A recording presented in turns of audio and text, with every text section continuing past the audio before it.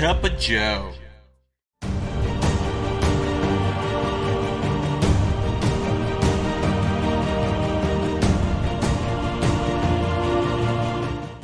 Hey, hey, hey, Gains Nation. Today, a very, very special episode. Our very first guest on the channel, we have Joshua Gonzalez. He is, I believe, the president and founder of IS. He'll introduce himself later. But most importantly, we will be talking about crypto and how it will affect the future generation. Joshua, so a little bit about yourself. Hey, pleasure to be here on your Gains podcast, I get a chance to be interviewed in a podcast and not talk about much about IS, but more about Bitcoin in general and the cryptoverse. So, for everyone listening, thank you very much. Grateful to be here, to be able to share some of my thoughts. So to start, my name is Joshua Gonzalez, and I am the Chief Visionary Officer and founder of IS International.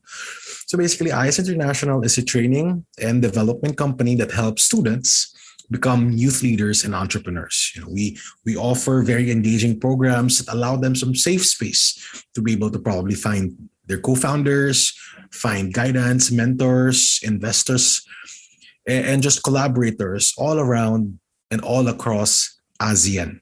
And now we're expanding towards a more broadly Asia Pacific, so to have a wider perspective on what's happening to the future. When you're young, you want to know what the future is so that you can prepare and do your best to be able to take advantage of that. That's a short introduction of what I do. Perfect. So when you say ASEAN, what are the countries you guys are most prominent in? Right. So ASEAN is 10 countries near the Philippines. It's geographically near the Philippines, but we're very prominent in Indonesia and Vietnam. And the key thing is they don't speak English that well. So I really believe that English could be a great medium of communication that allow young people to be able to collaborate, because there are best practices because of different cultures in different countries. And I believe that our listeners right now, maybe from Asia or not, would be able to learn a lot about the culture in Asia that would also uplift, the things that you guys are currently working on in your own respective countries. Perfect. And you said your target market are students. Is there a specific age group to this? Yeah, so our target market is the bulk is college students, because during college, you're able already to decide what you want to do. So it's either you want to double down on your current path or be able to shift. And that's where college plays a big role. It allows people to be molded, to be able to change their mind. Some people take college maybe even 10 years. They can't decide. Wow. And I always tell people, it's your own race. As long as you know the safety nets with your own personal life, and at the same time safety nets around your family, then you can take bigger and bigger risk down the line. Gotcha. Mm-hmm. So last question before we jump in. You're currently in New York. Right. Do you guys have plans to jump into that market? Right. We plan on establishing IS here in the Western Hemisphere and setting up the headquarters of North America here in New York City. And the reason behind this move is not only because of my personal decisions, but at the same time, it's best to be able to bring in the inquisitive minds, the curiosity of the West, to be able to bridge it with young people at the same in the East. And therefore, you want to be able to be part of an organization, of a company that is able to look at the world in a macro perspective, to look at what things are happening, especially in ASEAN.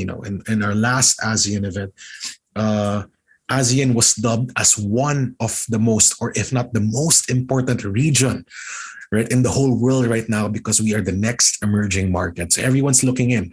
And people in the States are really looking for real connections to be able to do projects, to be able to build companies, to offer services to the ASEAN region.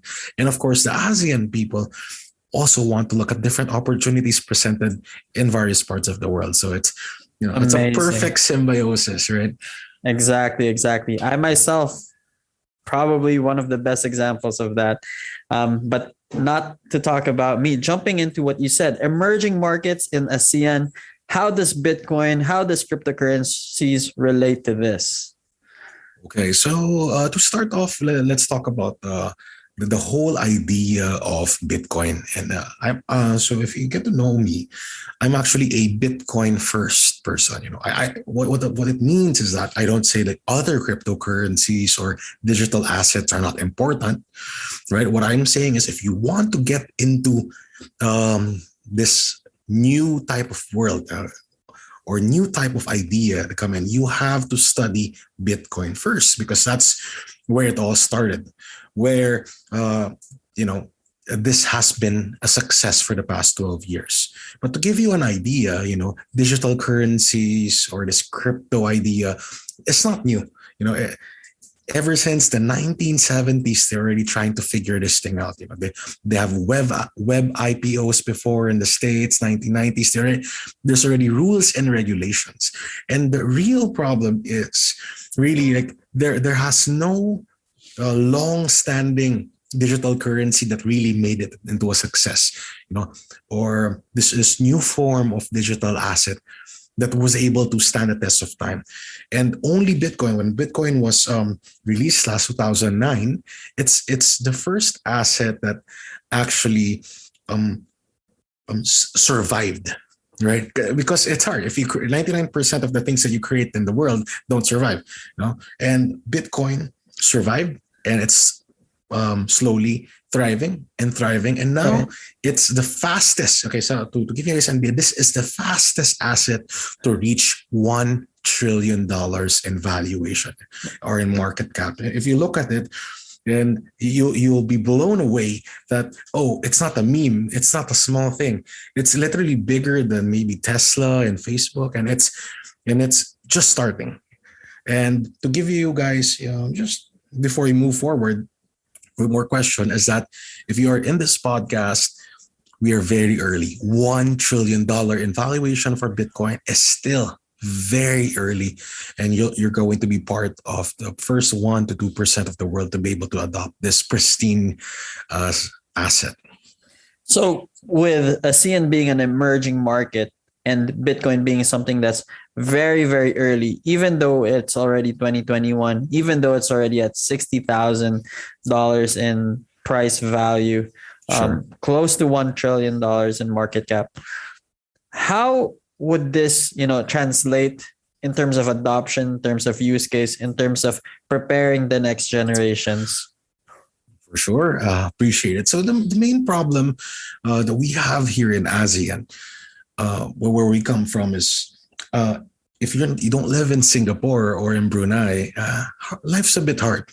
There's a lot of countries that are still living in authoritarian regimes. We can look at Cambodia, Myanmar, even to go through as Malaysia. Well, they're actually a sultanate there. It's a federal sultanate type of thing, and the West allows this type of freedom to understand this concept of freedom, that the human beings have freedom, not because the government gives us freedom. It's because we have to have that freedom, and the government should make laws to actually respect our freedoms and rights. So in how we're looking at it, the Southeast Asian region right now is, we could clearly say that they're developing. They are far behind than the most established countries, and our systems built are all analog.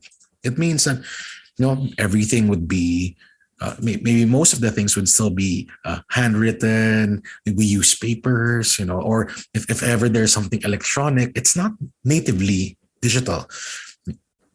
So we're kind of behind, and the arrival of this Bitcoin allows us to be able to leapfrog certain things.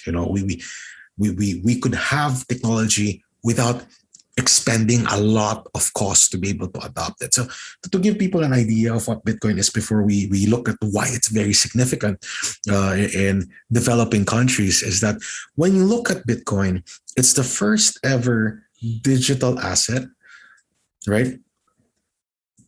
That how they say it's actually a software engineering breakthrough. Let's start with that. It's a software engineering breakthrough that allowed us to create scarce digital asset. So one thing, and the most important thing that you have to understand about Bitcoin is that, number one, there will only be 21 million Bitcoins ever created. Right. So when you look at that thing, there is nothing in this world that is finitely scarce, like definitely scarce that we cannot produce. So it's just something that it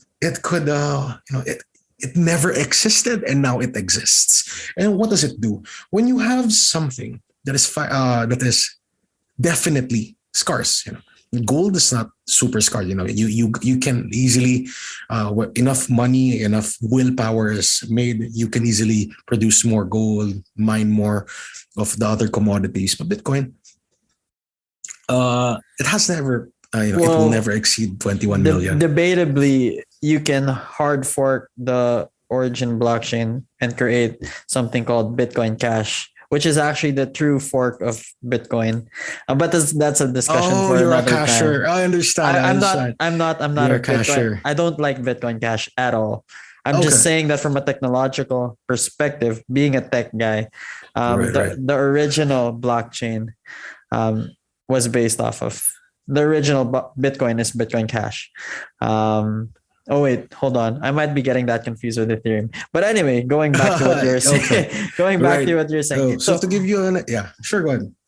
So we're talking a lot about the macro picture and the benefits of Bitcoin for political, economical, technological use cases for different countries, especially in ASEAN. But I'm more concerned about the future generations itself. I know for people as a whole, a population, the human race, Bitcoin is definitely beneficial, but specifically for our children.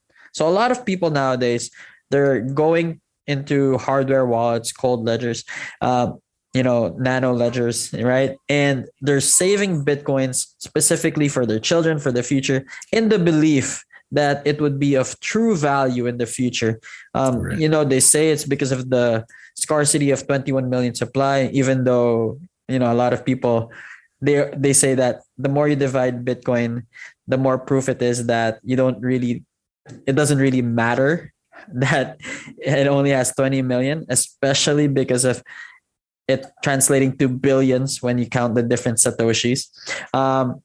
But for the children, right? For the children who obviously, for certain specific reasons, can't afford one Bitcoin, how is Bitcoin going to change your life? Should they get into it? Should they save up for it?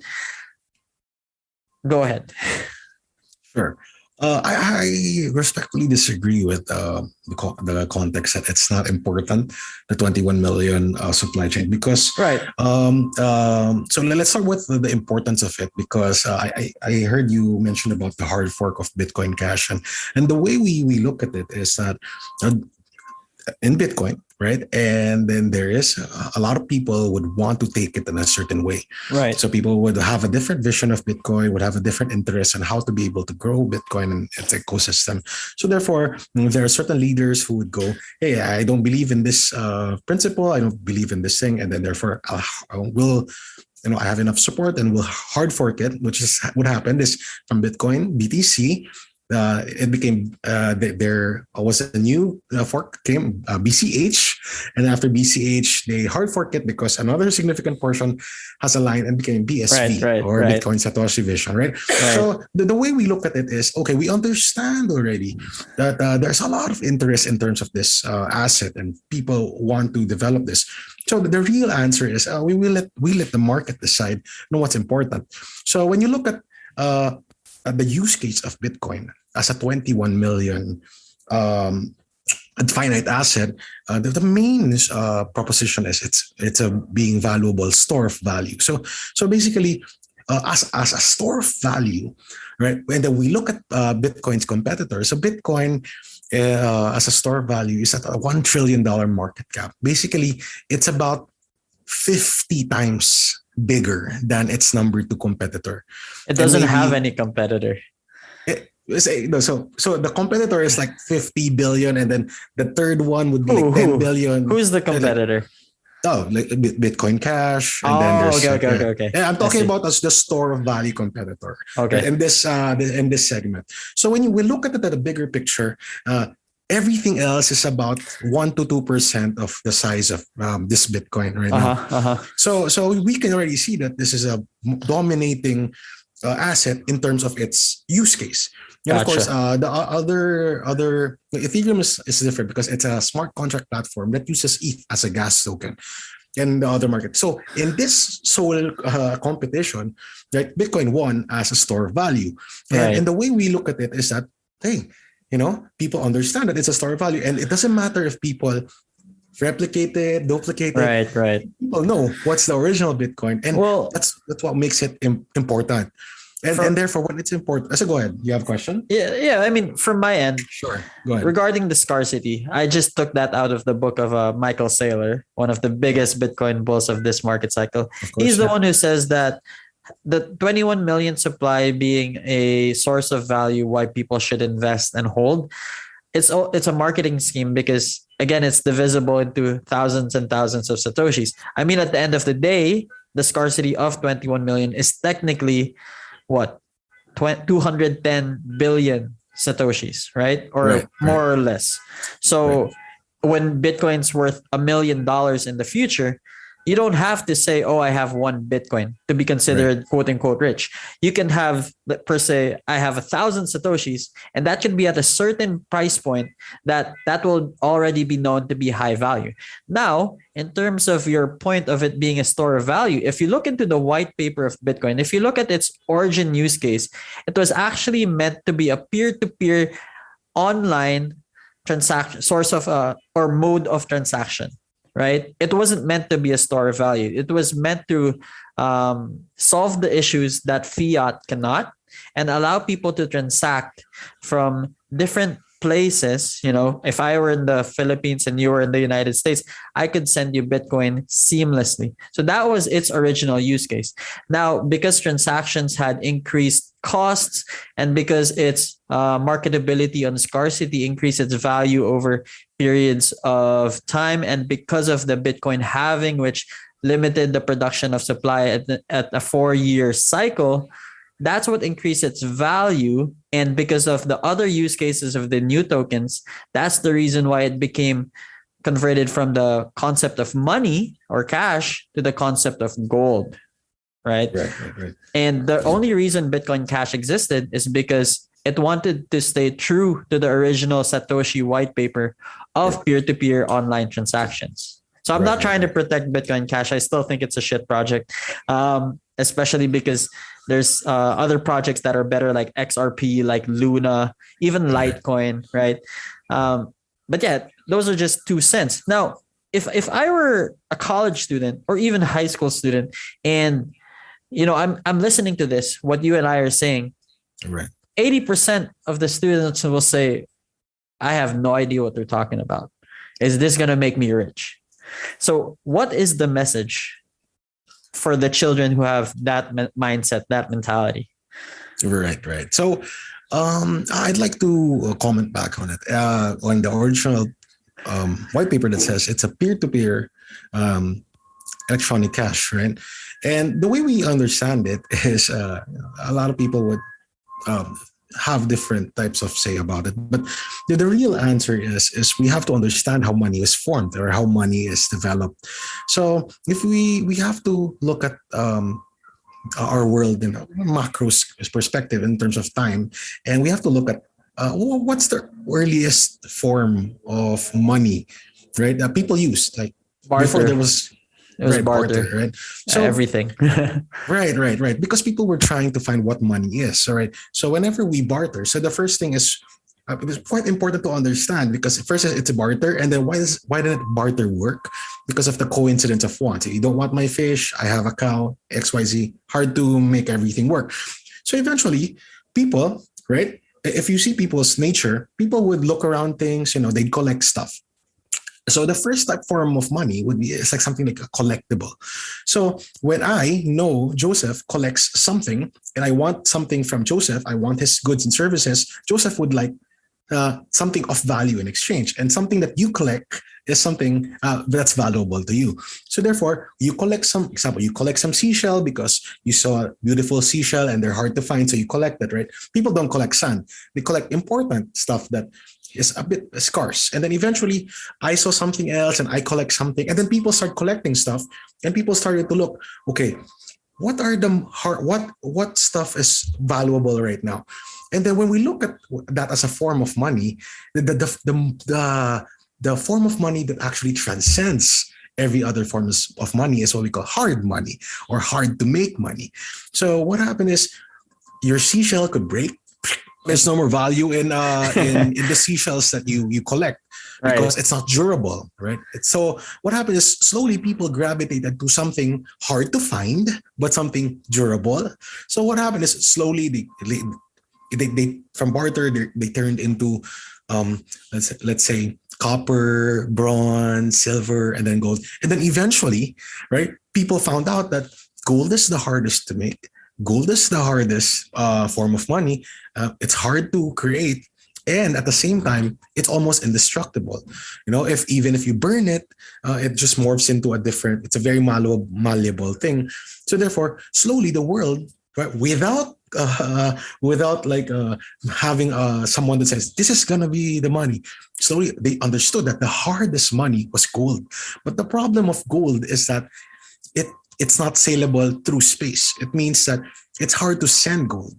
If Joseph was carrying a backpack full of gold and it's a 1400, he walks around, someone says, I'm going to kill you, right? So no more gold. They take your gold. So it incites violence. So eventually it's so hard to bring around. And then they just put it in the goldsmith. So the first actual banks in the world are goldsmiths, right? People put their gold there to make into whatever, jewelry and something. And then eventually this goldsmith would give you a paper to it. And that's what now we call currency.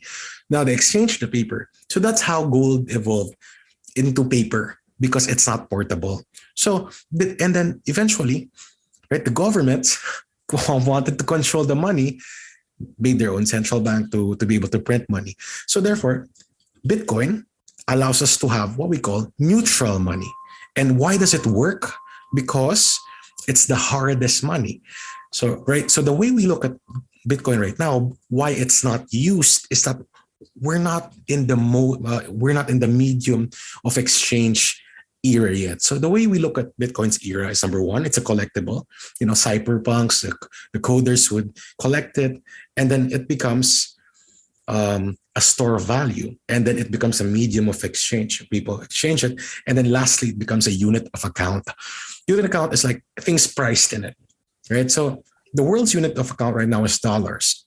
Everyone transacts in dollars. So right now, what's happening is Bitcoin is monetizing. It's monetizing. It's eating up the other value, other valuable money. So while Bitcoin is growing in value, what you have to do is, because you can't go from zero to the whole world adoption right away. It's monetizing. It's slowly monetizing. It's going faster. It's actually faster than the internet itself in terms of adoption, because we have smartphones. So if you're young right now and you look at your future, you can't actually buy a lot. You can't buy a condo. You can, because you don't afford it. But because, as just what Joseph said, you're able to buy an X amount, something that you can actually afford. So if you want $100 worth of Bitcoin, then the best thing about Bitcoin is it's almost infinitely divisible. It means in the peso, it's like 1.00. In Bitcoin, it's 1.8 zeros. So that's the best part about it, is that it's infinitely divisible. Does it mean it's infinite amount? It means infinite in decimals, right? So what's important right now for you to understand is that we look at what the market cap of Bitcoin right now. It's a 1 trillion. And we're looking at what it's actually competing. It's competing against gold, number one. That's the easiest.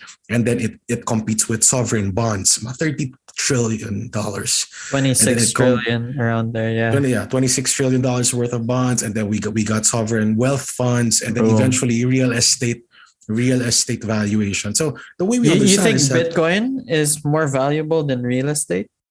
yes, actually. So what's going to Oh, happen is that Bitcoin. So we have a problem in the world right now, Joseph. That's actually very important. That it's a very big threat to the future in terms of the future of the children, right? Because it's about housing. So the way we understand is real estate is an investment, and then when something is an investment, it's monetized. It means it has a monetary premium because people put money in there to invest it's a so that it will mortgage. increase. Right? Yeah, we invest the monetary premium. It means we make real estate as money. That's why everything is Okay. getting expensive. So what has to happen is Bitcoin has to eat the monetary premium of real estate so that all of the real estate prices will go down without monetary premium. It will become only a commodity, a premium for its use case. Like, why is this land valuable? Oh, because it's a house, not because, oh, it's a prime lot where we can make something, right? So what happens is that once Bitcoin, right, it eats all the value. It eats useless value put in to different assets to monetize them. It demonetizes the other asset. It means in the future, if Bitcoin succeeds, only if Bitcoin succeeds, it eats the monetary premium. It means that the value of real estate, this is my dream, the value of real estate will go down. People will now be able to have homes, right? People will now be able um, to have a better life, have a bigger lot because it's going to be cheaper. The reason it's going to be cheaper is it's not real estate is no longer an investment. It's not a commodity. So the prices are raised to the bottom because all of the monetary premium Okay.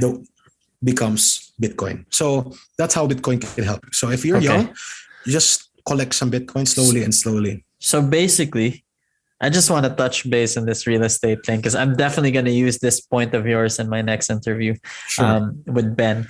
So you're saying that not only because of law of diminishing returns and economies of scale, but because of the increase of valuation of digital assets such as Bitcoin, the intrinsic value investing into real estate will decrease and decrease over time, where people won't even see it as a source of value. I'm kind of seeing it nowadays because, my parents, they bought land in certain locations and they're trying to sell it today and nobody's buying, right? So obviously they're going to have to sell it at a lower price, but you'll never see that for Bitcoin. If I hold Bitcoin 10 years from now, it's either Bitcoin zero or Bitcoin's $1 million. There's no in between. So I definitely see what you're saying here. Very interesting. And at the same time, why as the other assets like maybe real estate isn't as valuable as Bitcoin? Because Bitcoin is the most liquid asset in the whole world. You can sell it to freaking different country, right? That's You can right. sell your real estate to a different, nationality. Bitcoin is okay. I have Bitcoin. I was liquidated right away, almost at market price. If you have like $100 million of Bitcoin, liquidated in like 2 Boom. days. Right? So that's why people will store their monetary value, not already in buildings. So Yeah. everything's going to be cheaper, right? And That's how it comes into my this mind. liquidity was proven by Tesla. If you guys remember a dip in the Bitcoin valuation in March because of Tesla liquidating a quarter of their assets of Bitcoin, it was because Elon Musk wanted to prove to the board, or so they say, how liquid Bitcoin is compared to their other assets on hand. So, okay, for the future generations, they want to beat the housing market, they invest in Bitcoin. They want to have increase or source of value to have better riches, they invest in Bitcoin.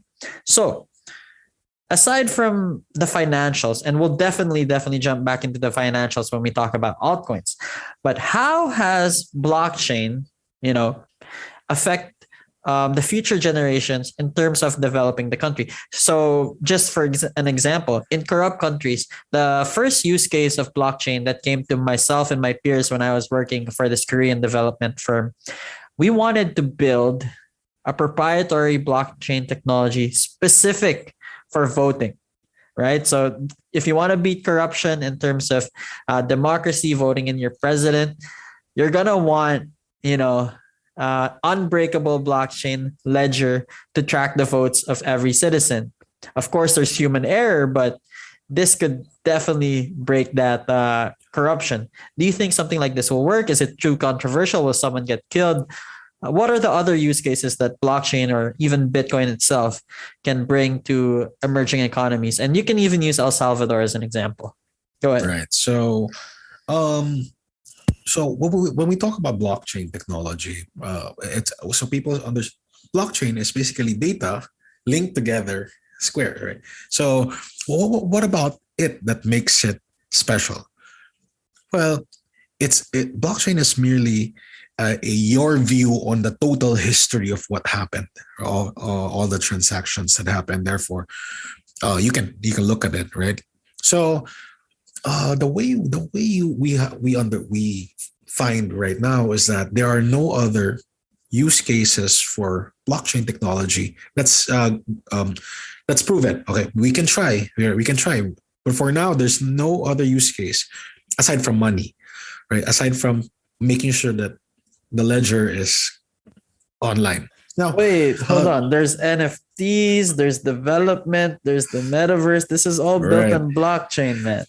right. So the way people ride on the idea of blockchain companies and they try to build stuff, but the problem there is that they're using the blockchain to say that there's something there that's different from currently have, but at the same time they're just trying to circumvent the securities law. Basically, they want to be able to offer tokens for sale, but they want to circumvent the Securities Act, which is illegal. So that's the problem. And I understand Hence the XRP lawsuit. there will be lawsuits and there will be problems with the market. Now, I'm not saying there are no use cases for blockchain. I just said that right now only money is the proven use case of blockchain. And then let me talk about NFT. So basically NFT is marketed like, oh, you own this asset in the web and it is yours. But when you dig into it, the NFT is actually a link to the blockchain where you uploaded something, right? So it's like blockchain is you can upload something there, and then you use the NFT to view it. So so the problem here with NFT is that so the claim of NFT is basically it's yours, right? It's in the blockchain, so it's The yours. rights to ownership. Yeah. Right. It's yours. And then the real question is it really yours? Because if you uploaded it into the blockchain and the artwork is not yours, and then you claim to be that it's yours, then it's going to be a problem. It's a copyright claim, right? And that's what happened. So what happened was, let's upload all the Ethereum NFTs and upload it into Solana, and then let's see who's going to win. Right? So that's the problem. And then we can't truly enforce this. You own this stuff, right? So I'm very open to it. It's fun. I think right? the value of the NFTs, at first it started like that. People were making money because of that whole marketing peg of ownership. But the true value of NFTs are its use case in terms of the platforms. Yeah, there's people like Banksy and people who sell their artworks via NFTs, one of one artworks, which brings rarity and value. But in the future, 99% of all these NFT projects will fail. And the 1% that will win are either super valuable and proven to be rare, or have use case in the metaverse and other online platforms that has real world utility. Those are the only NFTs that are going to survive. Yes. Basically, that's why I keep telling people that NFTs are really cool, metaverse and everything, and the artwork and some utility. I know there are like in Binance, they have this like football teams, and you can buy, and then you can have a vote, and like a fan token, which is okay as long as there's some sort of utility to it. You Governance. can Yeah. get the governance to it, and why not, right? Might as well enjoy the ride. I'll give a short term prediction. It's a short term prediction for me is that everything's gonna go up, right? Whatever coin you have or whatever NFT you have, short term, let's say a year and a half, it's still going up because demand outweighs the supply for now.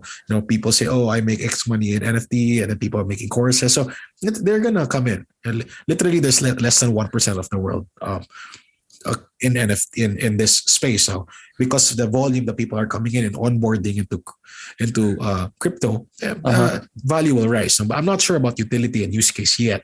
Now, I want to move towards how Bitcoin actually helps people understand is that when you hold Bitcoin, right, at least you understand first the principles of it, the idea of why you're holding it. And then eventually, slowly you deviate from it. Because what I hate is people coming into the space and then don't even pass by Bitcoin. And then the problem is, oh no, I lost, this company rug pulled me and whatever. Hey, just study first Bitcoin. I'm not saying don't go into alts. Go into Bitcoin first. Understand why the decentralization, the anti-state attack is good, right? Literally, if you have like a coin, XYZ coin, and then China says, F this coin, we're going to ban this. The coin's like, the country hated, India bans it.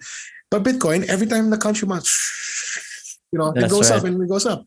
So you have to at least understand that, okay, because the main problem is, every new coin will be, this is a better Bitcoin, this is a better Bitcoin. It's basically an affinity thing. Well, it's not even related. So I said, come into Bitcoin, understand the concept, and then, hey, if you want to put your money in somewhere else, then go ahead. So what is stopping? I know we're getting away from the topic of, how blockchain and crypto and Bitcoin is good for the future generation.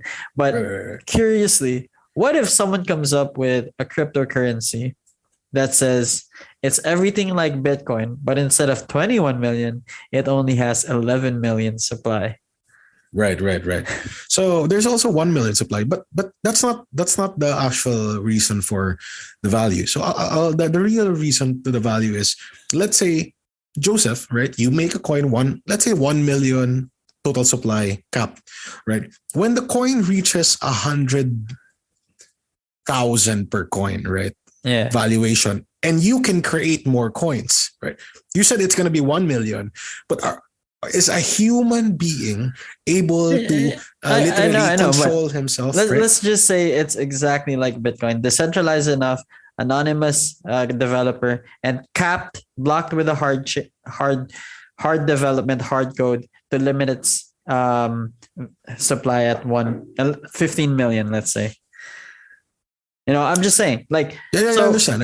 Basically, something similar origin story and everything. So, I understand. The next idea is, so the 21 million is only the first stop. Next is, would it be able to handle government censorship? Number two, who's running the miners? How sustainable is it going to be? The throughput. So if it's going to be better than Bitcoin, it has to be at least. So the way the magnitude should be at least 100 to 1,000 times better than Bitcoin. If it's just about 10 or 20% better, then people will not move because the inertia is already strong. So there's also such a thing as adoption curve. So as long as it's 10,000 times better, then people would move to that new coin. But if it's just similar or copy, then people will not move. Okay. Sure. Gotcha. So going to the youth, right? A lot of people younger than myself, I talk to them, I invite them to crypto. Some of them are very, very heavily involved in crypto. And the biggest question is why? And a lot of them say it's because they don't want to get stuck in a 9-to-5 job. They don't want to do XYZ. They want to be richer than their parents. They don't have opportunity because of the country, the job market. And that's why they get into crypto. But immediately after they realize the profitability in terms of time frames of Bitcoin, they move into Ethereum. And then further down the line, they move into altcoins. Right. So in terms of getting financial freedom. Right. Do you think that the future generations should dabble into Bitcoin and altcoins? And do you think that getting into cryptocurrency and leaving the 9 to 5 is enough of an excuse, or do you think it's a perfect reason? How do you think this will affect our economy if nobody's working and everyone's just in crypto? What are your thoughts on this? Right. Um, so, uh, there's probably two sides to it. First is a personal side, and then next is a societal side. So I believe Bitcoin should be taught maybe grade 1 up, Oh, part of the curriculum, something like that, and it allows people first to, grade. That's 6 years you know, old, my friend. we gotta teach them right as early My as my son's possible. 2 years old, and I'm trying to get him to look at the charts. Right, definitely, because the only bad thing that we could do is to stop innovation, right? To stop technology. Like it is not because of the government's great management of money that increased the quality of life in the world, but actually coming of inventions such as electricity, penicillin, and Right, right. medicine. It's not government. It's inventions, entrepreneur, it's technology. So I'm very pro technology, and to consider myself as a very illiterate person in terms of computer and everything, right? And I want people to understand. I keep telling young people and young parents, like, oh, stop your kids. People say, oh, don't leave your kids too much on the computer. Like, no. The future is in that computer. So let them learn how to do it, how to destroy it, how to fix it, how to code, whatever. That's the future. Number two is that there will be new there. So the other problem. So on a personal side, I'm very like, everyone should understand Bitcoin, so that if they want to go to Ethereum, then it's up to them, right? Understand the root principle and then moving forward. And then it's going to be very profitable for them. Number two, it's because it's an option, if they want to opt out of the hellhole that they're currently in and go to the cryptoverse, which is, I have a lot of friends right now who are axie farming or doing this and that, play to earn and stuff, and they make more than their normal job. Maybe it may be, let's say, transition, right? Transitory. Maybe it's not permanent. We don't know. But hey, I like that. It's COVID situation. Why will we force people to go out? So next is number two. Number three about this in societal thing. Who will do the other jobs? Well, that's the thing. It's hard to replace people, and that's why we need more people to be on the forefront of engineering and technology, so that we could build things, so that those things will provide us the things that we need, right? So example would be, who's going to be the driver? Well, Elon's developing electric car, also developing the autonomous system inside it, and then therefore giving people who don't have ability to find a driver and have self-driving. See, it's a technology that moves people forward. So Gotcha. eventually, the market will fix itself as long as the money is correct. You're Now, right. right? And for other, even doctors, who's going to be doctor? If there's a robot that's going to be a doctor, that's going to be better, right? They just insert you with a thermometer, like, oh, this is all your readings, blah, blah, blah, your heart rate, blah, blah, blah. Yeah. And the doctor won't even say, robots don't need 24/7 accurate reading. If they make a mistake, it's gonna be like a 0.0x percentage of mistake.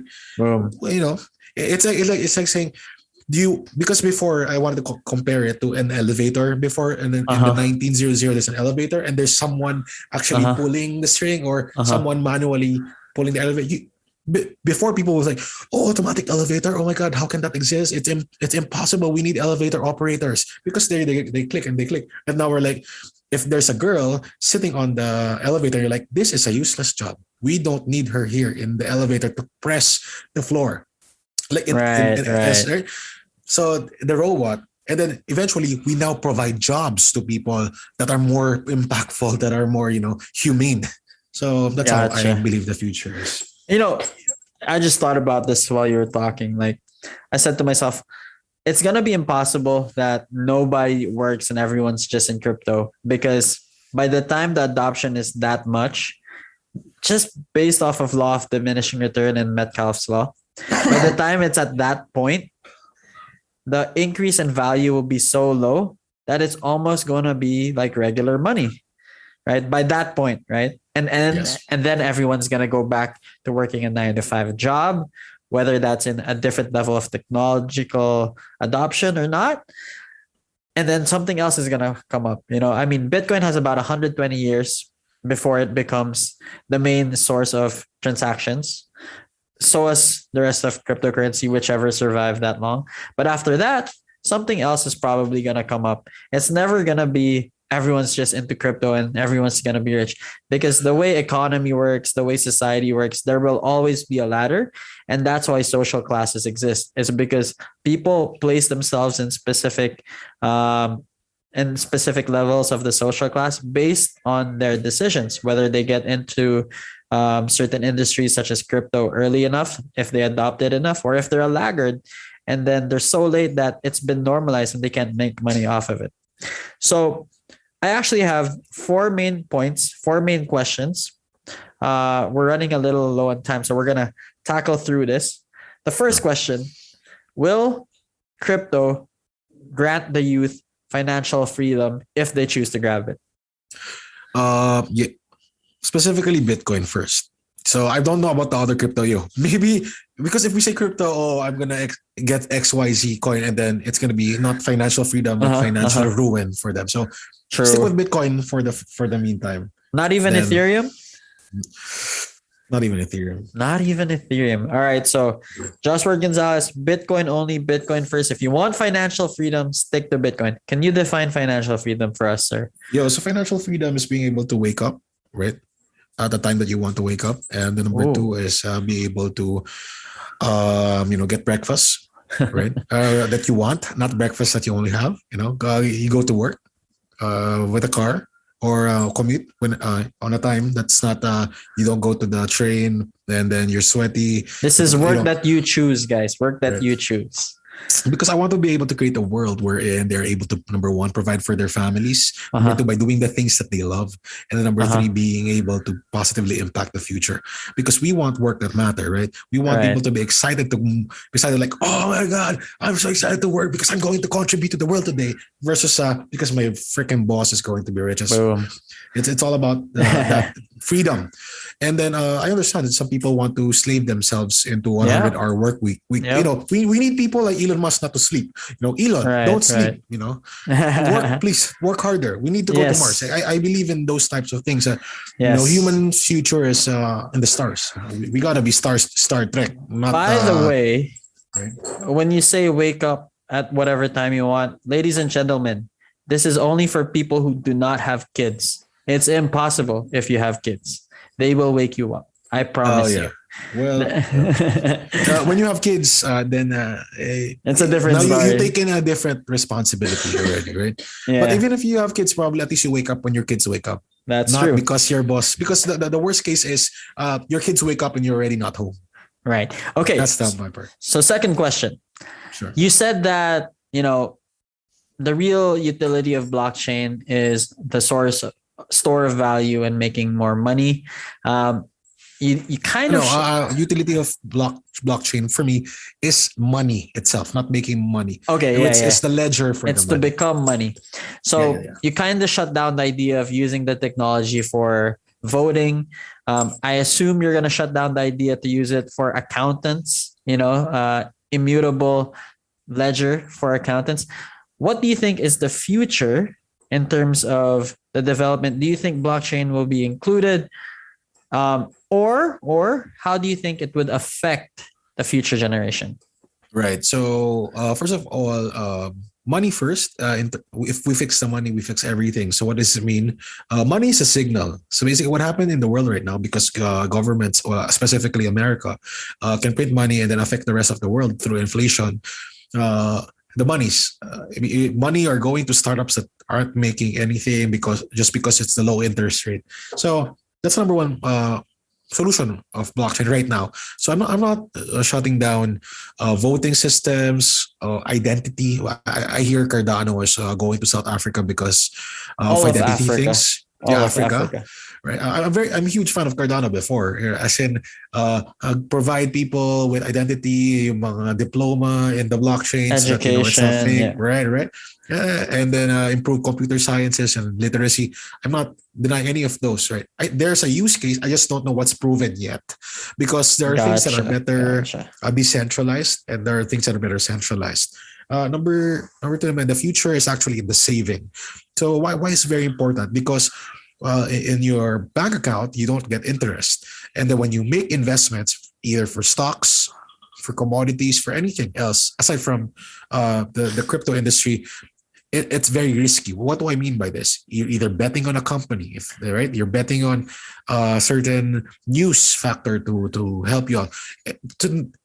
We lost our ability to grow our money without it doing anything, right? So that's a main problem. Because of Bitcoin, it allows you to save money. Bitcoin is a savings technology That's that provides you about 50, 100% return every year, right? Something like that. So the way I look at it is, people say, oh, inflation's high, everything's going cheaper. But if your money is Bitcoin, you'll be like, no, everything's cheaper, right? And the best Last year, part, right? and the best part is, aside from just holding it so that it increases in value, you can stake it on different protocols and increase your holding of the coin count. So it's a two-way earning process: staking to make more coin and holding to increase in value. Right. So you could also use some DeFi platforms to yield. Well, of course, there's That's other. risky. That's how the risk profile is different, right? So but that's the value here, is that we're now giving people option to at least store their money in a safer place. So people would say, "Oh my God, Bitcoin's safe." Yes, it's. People say, "I rather trust the bank." And understand, not everyone can be leaders, not everyone can be innovators. So some people cannot be early majority. When everyone else is in touch phone, someone else for sure is still in their BlackBerry, or those Gotcha. laggards. So not Perfect. everyone will move at the same time. Adoption. All right. So next, for Sure. the youth, Right. how can they start? How should they start with Bitcoin and crypto from a development perspective, developing themselves, and then from a financial perspective?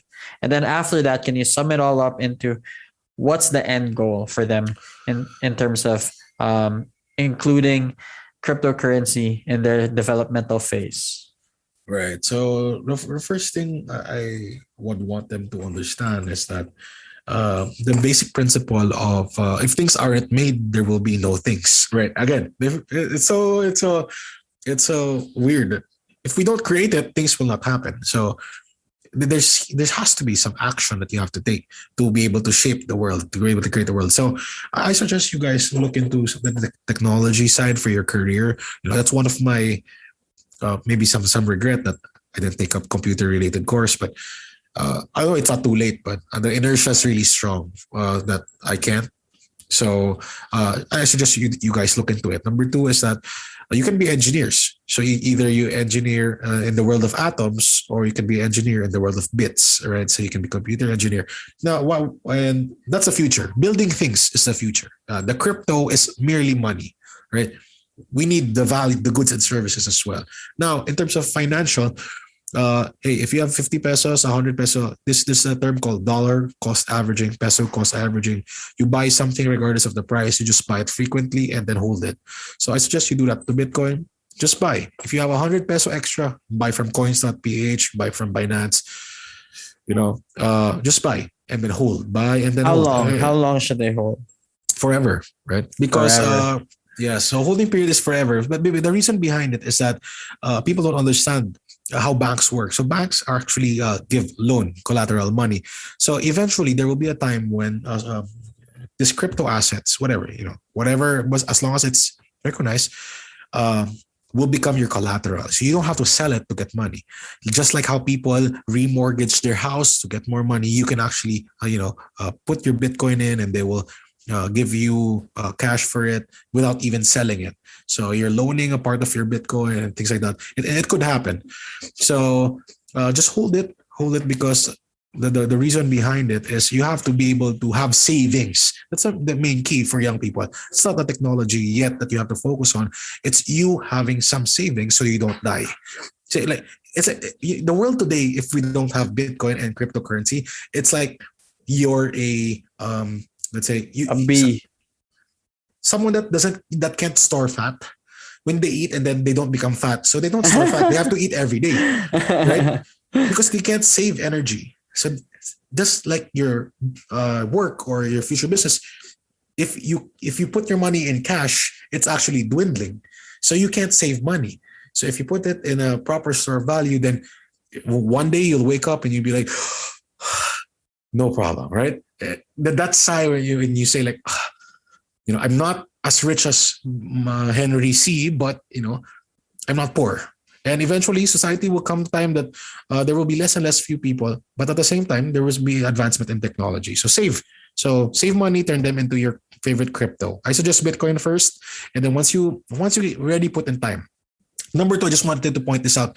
Trading, right? People confuse investing and trading. Investing is buying and holding. Trading is buying, selling, looking for the perfect alpha, the perfect advantage. Understood. Statistics is 91% of traders lose money or go bankrupt. Unless you subscribe to Team Gains, message me on Twitter or Telegram at Crypto with Show. This is not financial advice. Not financial advice, but 91% fail. It means you have to have a core advantage when you trade. And if your advantage is just merely watching because someone told you and then you don't have enough research, you have to expect that your competition are either people who have huge machines that can run algorithm that trade for them, and high frequency trading, or people have proprietary research. And if you don't even have research, you're not subscribed to someone you trust, how can you beat the market, right? They're like just Joseph going to dump Gaines. on you. Yeah, so like Joseph Gaines. So at least this is one of a few steps that you could take to help aim yourself. Because when Goldman Sachs or Fidelity or some big company releases like a research, it's on teams of people. That's why they have advantage. So, and you're right now, your advantage is listening to this podcast, really having critical thinking. So if you just trade because you have a good feeling about something, I understand. It feels good. If you have a good feeling about something, it feels extra good. Like you feel good about feeling good. And then when and then you're like, feels bad. Horrible, right? So make sure to understand that you're up with professionals who have advantages. So make sure that you put in the time to learn this stuff. Brilliant. Okay, last question. Sure. Yes. Let's talk about your organization. Let's talk about maybe you have plans on implementing cryptocurrency knowledge to your group of people. Right. So tell us more. Yeah, first of all, is that IS is already a Bitcoin company. So basically, we accept Bitcoin as payment. So I think we're the first in ASEAN as an organization to do that. Wow. We're lining up everything to have e-commerce paying in Lightning payments. And Lightning Network. I see. Right. So number two is that we're doing Bitcoin 101 every other Saturday, and then financial literacy 101 every other Saturday after that, because amazing. I just want people to understand that people have to talk about money, right? Because the thing is, people talk about making change, but if you don't have money, that's going to be hard. And I know Joseph is very how do you say this, knowledgeable, that he knew he had to maximize the money before he had to start everything else. And the reason behind it is that you have to play the wealth game, not the status game first. The wealth game means that it doesn't matter who's wrong or right or whatever, right? What matters is you're able to build your wealth, because in the end, right, that wealth will help you. It will be passed on to future generations.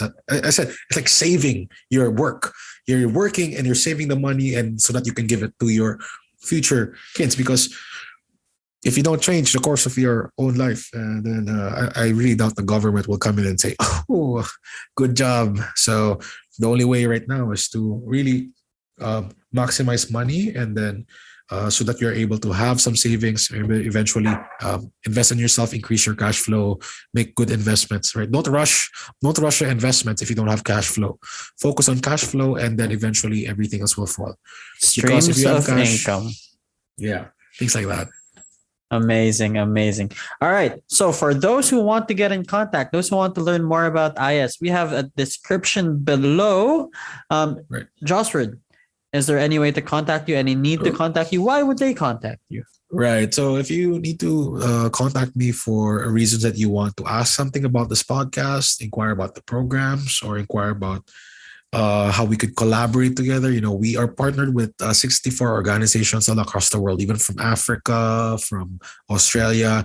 We want to be able to bring the idea of IS, which is being able to create a world wherein everyone is able to provide for their families by doing the things that they love, and at the same time knowing that they're making an impact in the world together. Whatever niche you have, because I believe that the niches are not the difference, but they're the key to making things better.